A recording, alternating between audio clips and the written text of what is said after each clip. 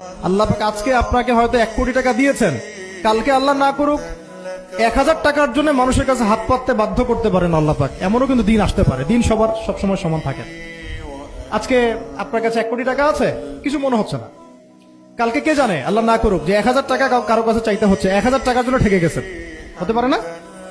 রিজিককে মানুষ তাজিম না করলে রিজিক দূরে চলে যায়। দুটো বিষয় খেয়াল রাখবেন, দুটো বিষয়। এক হচ্ছে মাঝে মাঝে মনের মধ্যে কিছু আমল করার ইচ্ছা আসে না? মনে হলো যে আচ্ছা একটু 10টা আয়াত পড়ি, মনে আসে না? মাঝে মাঝে এমন মনে হয় না? ওই সময় এই যে মনের মধ্যে যে এই ইরাদাটা জাগ্রত হওয়া, এটাকে আমরা বলি ওয়ারিদ। অন্য ভাষায় আপনি বলতে পারেন মেহমান। কি বলতে পারেন? এটা আল্লাহর পক্ষ থেকে আপনার কলবের মধ্যে মেহমান হিসেবে এসেছে।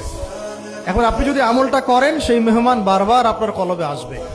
যদি আপনি ওই সময় আমলটা না করেন, মেহমান চলে যাবে, মেহমান অসম্মানিত হলে পরে আর আসবে না। একইভাবে রিজিক আল্লাহ পাক দিয়েছেন, এর তাজিম যদি করতে পারেন রিজিক বেশি আসবে।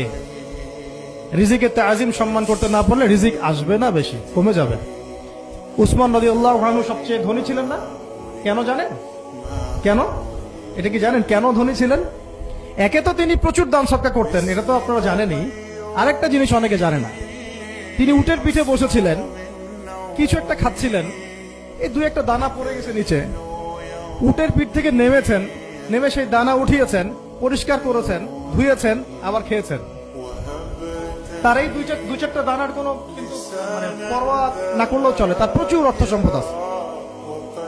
এত অর্থ সম্পদ যে তাবুক যুদ্ধের দিন 30,000 সেনাবাহিনীর দায়িত্ব নিয়েছেন।